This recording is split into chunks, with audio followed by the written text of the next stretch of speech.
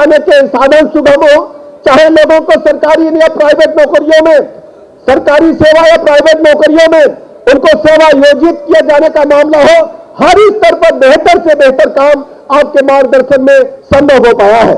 अभी हम लोगों ने देखा अटल जी के जयंती से पहले बड़ी संख्या में 17,000 से अधिक लाभार्थियों को रजिस्ट्रेशन करा करके उनको स्वास्थ्य परीक्षण करा करके उनको दवाई दिलाने का काम माननीय नीरज भैया ने किया था।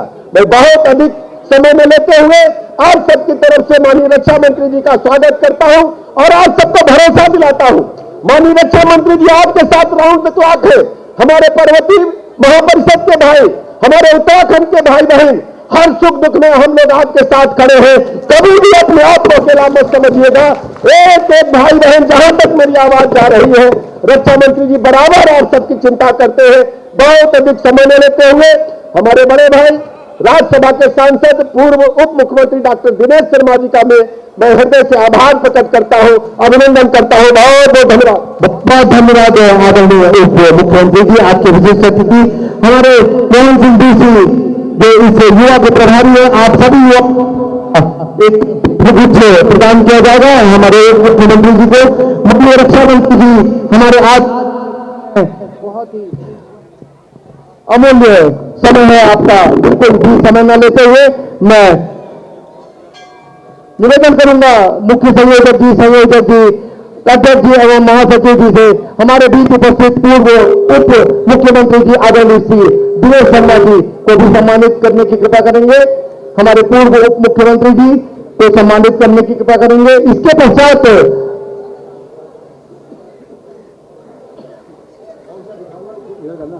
माननीय पूर्व उप मुख्यमंत्री जी आदरणीय श्री दिनेश शर्मा जी भी हमारे बीच उपस्थित हैं।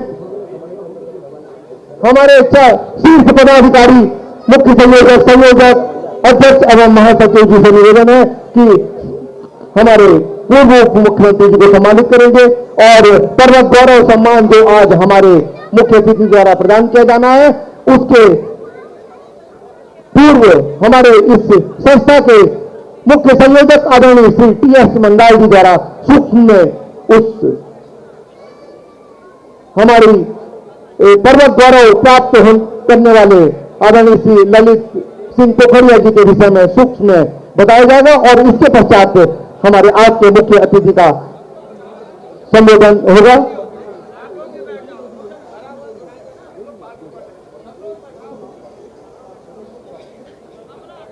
आदरणीय श्री संयोजक जी टी.एस. मंडाल जी। आज के उत्तरायणी कौथिक के मेले के मुख्य अतिथि परम श्रद्धेय रक्षा मंत्री महोदय और मंच पर बैठे हुए प्रतिष्ठित जनप्रतिनिधि, पर्वतीय महापरिषद के पदाधिकारीगण और सभी मेला दर्शक, आज वर्ष 2024 का पर्वत गौरव श्री ललित सिंह पोखरिया जी को दिया जाना है। इनके विषय में बहुत कुछ कहा जा सकता है, लेकिन संक्षिप्त में मैं उनका जीवन परिचय आपके समक्ष रखता हूं। कर्म पर आस्था प्रकट करने वाले भारतीय रंगमंच के लब्ध प्रतिष्ठित नाटक निर्देशक, लेखक व कुशल अभिनेता श्री ललित सिंह पोखरिया का जन्म उत्तराखंड के सुदूर गांव दोगुना पट्टी तल्लास्कोट जिला पिथौरागढ़ में 1 दिसंबर 1960 को भारतीय सैनिक श्री मां सुषमा खरकवाल महापौर लखनऊ, महानगर अध्यक्ष श्री आनंद द्विवेदी, श्री टी.एस. मंडलाल जी मुख्य संयोजक, श्री मुकेश शर्मा सदस्य विधान परिषद, श्री के.एन. चंदोला जी संयोजक, श्री गणेश चंद जी जोशी अध्यक्ष, श्री मोहन सिंह जी विष्ट उपाध्यक्ष, श्री महेंद्र सिंह जी रावत महासचिव, श्री त्रिलोक अधिकारी महामंत्री और श्री लावीर सिंह बिष्ट संरक्षक, श्री उमेश चंद सनवाल पार्षद, श्री नरेंद्र सिंह देवड़ी और अभी पोखरिया जी जिन्होंने हमें सम्मानित किया है। पोखरिया जी आपको बहुत बहुत बधाई और हम लोगों की तरफ से भी आपका अभिनंदन है। और यह उत्तरायणी कौथिक का यह कार्यक्रम है। मैं जानता हूं कि उत्तराखंड में जब बधाई दी जाती है तो कहा जाता है घुघती प्यार रई की आयु सबके बहुत बहुत बधाई दा।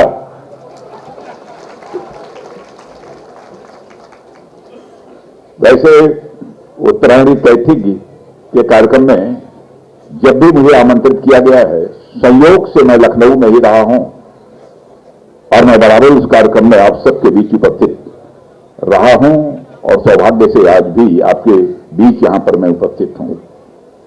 यदि मैं कहूं कि उत्तरायणी कैथिक के साथ मेरा बहुत ही अटूट रिश्ता है तो यह कहना भी अतिशयोक्तिपूर्ण नहीं होगा। मुझे कई बार इस मेले में आने का अवसर मिला है और हर बार मुझे उत्तराखंडी समाज के जिस समृद्ध स्वरूप के दर्शन होते हैं, मैं कहना चाहूंगा सचमुच हमारे लिए वह अविस्मरणीय है। वैसे तो मकर संक्रांति के अवसर पर पूरे देश में अलग अलग नाम से यह पर्व मनाया जाता है, मगर जिस उत्साह और जिस ऊर्जा के साथ आप लोग उत्तरायणी कैथी में हिस्सा लेते हैं, उसके दर्शन कम से कम उत्तर प्रदेश और आसपास के प्रदेशों में मुझे देखने को नहीं मिले। बहनों भाइयों, सूर्य के उत्तरायण होने को हमारी भारतीय संस्कृति में बहुत ही महत्वपूर्ण स्थान दिया जाता है और यह जहां बदलाव का सूचक है, वहीं पर मानता हूं कि बदलाव के सूचक होने के साथ साथ यह निरंतरता का भी एक प्रतीक है। जैसे उत्तराखंड समाज जहां परिवर्तन का खुले मन से स्वागत करता है, मगर वह परिवर्तन के साथ वापिस अपनी जड़ों की तरफ भी हर बार यह उत्तराखंडी समाज लौटता है। इसके लिए भी मैं उत्तराखंडी समाज को अपनी तरफ से हार्दिक बधाई देता हूं। बहनों भाइयों, यह संयोग मात्र नहीं है कि उत्तराखंड को जहां देवभूमि माना गया है, वहीं पर उत्तराखंड को वीरभूमि भी माना गया है। और आज जो उत्तराखंड की स्थिति वहां के मुख्यमंत्री धामी जी के नेतृत्व में हो रही है और हमारे प्रधानमंत्री मोदी जी का जिस प्रकार से सहयोग प्राप्त हो रहा है, तो वह उत्तराखंड की भूमि आज केवल देवभूमि ही नहीं है, वीरभूमि भी नहीं है।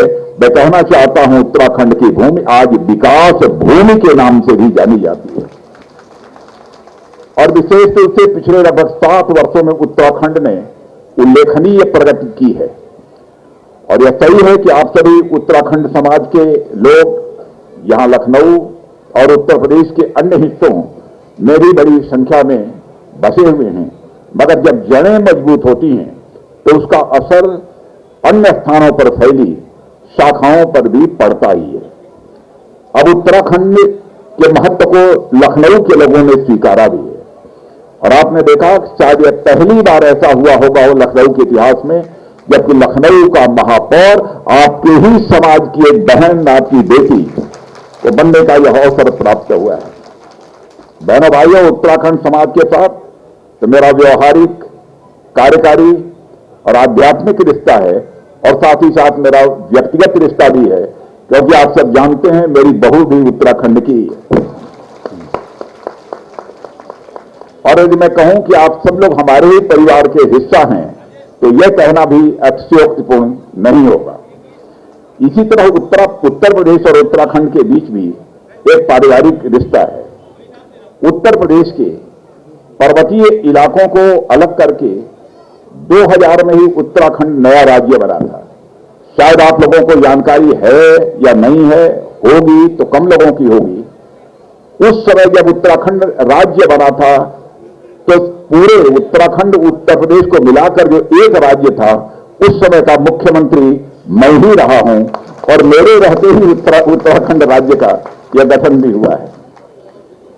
दोनों के प्रदेशों के बीच यदि मैं मानता हूं कि आत्मीयता न होती तो आप जानते ही हैं कि विभाजन के बाद कैसे राज्यों के बीच रिश्तों की कड़वाहट आ जाती है। लेकिन दोनों राज्यों के बन जाने के बाद भी उत्तराखंड और उत्तर प्रदेश के रहने वाले लोगों के बीच कड़वाहट हमको कभी देखने को नहीं मिली। मैं जानता हूं आंध्र प्रदेश का विभाजन हुआ, आंध्र प्रदेश के विभाजन के बाद तेलंगाना राज्य बना, लेकिन आज भी आंध्र प्रदेश और तेलंगाना राज्य के बीच बहुत सारे ऐसे अनसुलझे मुद्दे हैं जिनको लेकर बराबर दोनों राज्य में एक दूसरे के खिलाफ आंदोलन का सिलसिला चलता रहता है। लेकिन उत्तर प्रदेश के विभाजन के बाद ऐसी स्थिति यहां पैदा नहीं होनी पाई। ऐसा नहीं था कि विभाजन से जुड़े मुद्दे दोनों प्रदेश के बीच नहीं थे, पर दोनों प्रदेशों के बीच संबंधों की मधुरता इतनी अधिक रही है, रिश्ते इतने सजीव रहे हैं कि सारे लंबित मुद्दों के बावजूद कभी भी उत्तर प्रदेश और उत्तराखंड के रहने वाले लोगों के बीच कलह नहीं हुई है, बल्कि निरंतर यह रिश्ता मजबूती होता चला गया है। अब तो पुष्कर धामी जी और हमारे यहां के बिल्कुल मुख्यमंत्री योगी जी ने साथ मिलकर जिस तरीके से बचे हुए अन्य मामलों को सुलझाया है, उसके लिए अपने दोनों मुख्यमंत्रियों को, योगी जी और पुष्कर जी धामी को मैं बधाई देना चाहता हूं। बहनों भाइयों, आज उत्तराखंड अपनी समृद्ध विरासत और सशक्त विकास के बल पर भारत के तेजी से विकसित होते हुए राज्यों की कतार में आकर अब यह शामिल हो चुका है। उत्तराखंड के विकास का स्वरूप कितना भव्य और कितना दिव्य होने जा रहा है, इसका अनुमान इसी बात से लगाया जा सकता है कि उत्तराखंड में हर तरह की कनेक्टिविटी देने के लिए बहुत बड़े स्केल पर उत्तराखंड में काम हो रहा है। केदारनाथ, बद्रीनाथ जाकर देखिए, पहले केदारनाथ बद्रीनाथ की स्थिति क्या थी, वहां पहुंचने वालों को कितनी कठिनाइयों का सामना करना पड़ता था, और आज वहां पर इंफ्रास्ट्रक्चर डेवलप होने के कारण लोगों को आपका पहुंचना वहां कितना आसान हो गया है। पहले की अपेक्षा कई गुना बाहर से दर्शनार्थी अब केदारनाथ और बद्रीनाथ वहां पर पहुंच रहे हैं। और एक विशेषता और जिसकी मैं यहां पर चर्चा करना चाहता हूं, सामान्य नागरिक संहिता विगत कुछ वर्षों में लागू करने वाला मुझे लगता है कि पहला राज्य भी कोई बनने जा रहा है तो उत्तराखंड राज्य बनने जा रहा है। चार धाम महामार्ग की चर्चा आपने सुनी होगी। दिल्ली देहरादून एक्सप्रेसवे के माध्यम से दिल्ली से देहरादून की दूरी मात्र 2.5 घंटे में पूरी होने जा रही है। 2.5 घंटे में पूरी होने जा रही है। और आज जब मैं यहां आप लोगों के बीच हूं, तो बॉर्डर रोड ऑर्गेनाइजेशन के द्वारा उत्तराखंड के बॉर्डर पर जिन सड़कों का निर्माण किया जा रहा है, उनमें से बहुत सारी सड़कें बनकर तैयार हो गई हैं, और इसी 19 तारीख को उसका उत्तराखंड के लोगों के लिए लोकार्पण भी मैं करने स्वयं जा रहा हूं। रेल कनेक्टिविटी की दृष्टि से भी देखा जाए तो ऋषिकेश कर्णप्रयाग रेल लाइन पर काम बहुत ही तेजी के साथ चल रहा है। एयर कनेक्टिविटी की दृष्टि से देहरादून और पंतनगर दोनों एयरपोर्ट्स को भी बड़ी तेजी के साथ एक्सपेंड किया जा रहा है, उसका विस्तार हो रहा है। प्रदेश में हेलीकॉप्टर टैक्सियों का भी नेटवर्क तेजी से बढ़ाया जा रहा है। यह सब सारी जानकारी आपके मुख्यमंत्री पुष्कर सिंह जी धामी ने मुझे दी है, और यही स्थिति उत्तर प्रदेश में भी है। सबसे अधिक एक्सप्रेसवे यदि भारत के किसी राज्य में है तो आपके और हमारे राज्य से उत्तर प्रदेश में है। यह भी हम सब लोगों के लिए गौरव का विषय है। और कानून और व्यवस्था की दृष्टि से देखा जाए तो यहां योगी जी ने भी करिश्माई काम किया है, तो उत्तराखंड में हमारे पुष्कर सिंह धामी ने भी करिश्माई काम किया है। लंबे समय तक दोनों प्रदेशों के बीच विकास का संतुलन नहीं था, एक ज्यादा विकसित था, एक कम विकसित था। अब मैं कहना चाहता हूं कि दोनों मुख्यमंत्रियों ने इस तरीके से अपने राज्य का विकास किया है कि अब दोनों राज्यों के बीच विकास का संतुलन अब बन चुका है। इसका परिणाम यह हो रहा है कि उत्तर प्रदेश के अच्छे काम का लाभ उत्तराखंड तक पहुंच रहा है, और वहां के विकास के लाभार्थी उत्तर प्रदेश के निवासी भी बन रहे हैं। इसके चलते लखनऊ में रह रहे हमारे उत्तराखंडी समाज को तो दोनों तरफ से फायदा हो ही रहा है, इसमें कहीं दो मत नहीं है। मेरे बहनों भाइयों, उत्तर प्रदेश में रहने वाला उत्तराखंडी समाज उत्तर प्रदेश और उत्तराखंड के बीच, मैं यह मानता हूं, फिर से मैं दोहराना चाहता हूं, उत्तर प्रदेश में रहने वाला हमारा उत्तराखंडी समाज उत्तर प्रदेश और उत्तराखंड के बीच एक मानवीय सेतु है जो दोनों को जोड़कर रखा है। इसलिए जब भी आप लोग बुलाते हैं तो मेरी कोशिश रहती है, चाहे जितना व्यस्त समय क्यों न हो, मैं समय निकालकर आप लोगों को कार्यक्रम में उपस्थित रहूं। और मैं आज इस अवसर पर आप सबके कार्यक्रम में मैं यहां उपस्थित हूं और मुझे सचमुच इस कार्यक्रम में उपस्थित होकर प्रसन्नता है, क्योंकि आर्मी डे का इस समय कार्यक्रम चल रहा है। आज ही हमारे कमांडर इन चीफ जो थे उनके यहां आज वो एट होम था, वहां पर हम लोग थे। शाम को 6 बजे से हमारे सारे देश भर के अच्छे बैंड, आर्मी बैंड, इसका प्रदर्शन भी होगा 6 बजे से लेकर 7 बजे तक।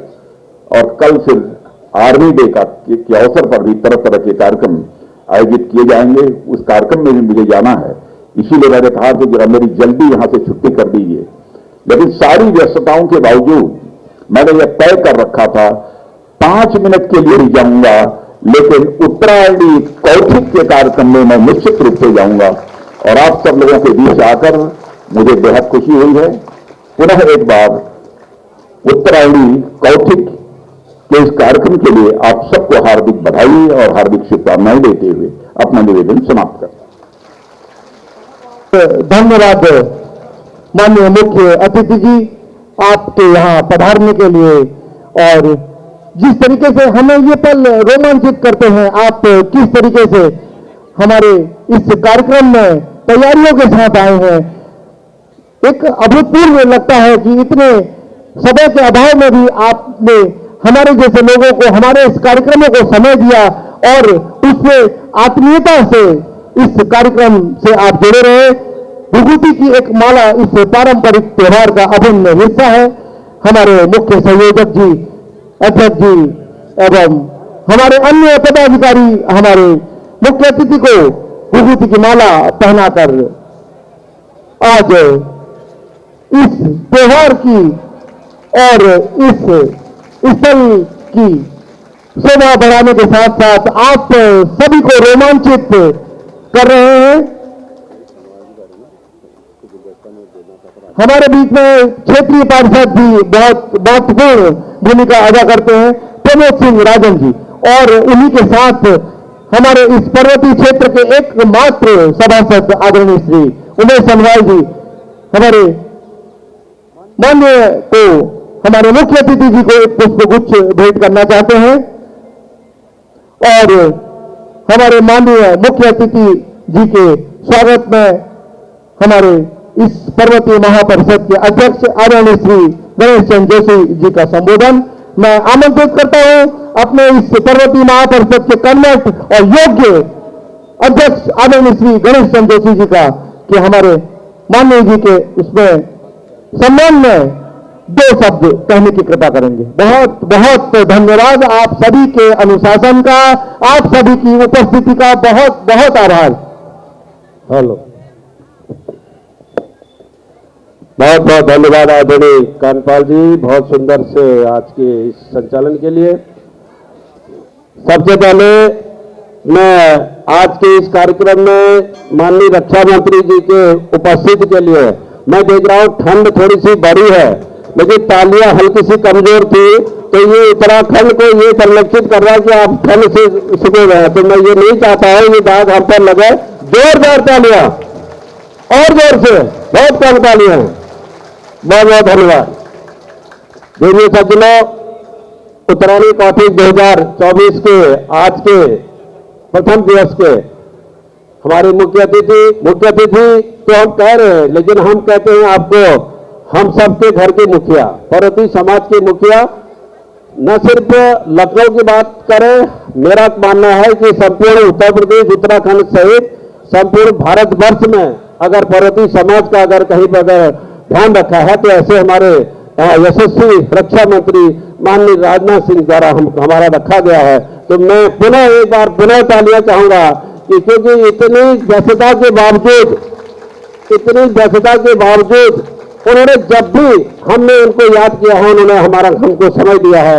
मैं पुनः हमारे बीच में इस उत्तरायणी कौशिक में पधारे हमारे उत्तर प्रदेश के माननीय उप मुख्यमंत्री आदरणीय ब्रजेश पाठक जी, पूर्व उप मुख्यमंत्री आदरणीय डॉक्टर दिनेश शर्मा साहब, और हमारी बहन और लखनऊ की महापौर बहन सुषमा खरतवाल जी और हमारे माननीय विधान परिषद सदस्य मुकेश शर्मा जी, लखनऊ महानगर के अध्यक्ष आदरणीय आनंद द्विवेदी जी और हम सब के भाई त्रिलोक अधिकारी जी और हमारे परौती महापरिषद के साथ साथ संपूर्ण परौती समाज के सभी आप यहाँ पर उपस्थित सज्जनों का दिल से आभार व्यक्त करता हूँ कि आपने उपस्थिति 100% यहाँ पर दर्शाकर इस कार्यक्रम की शोभा बढ़ाई।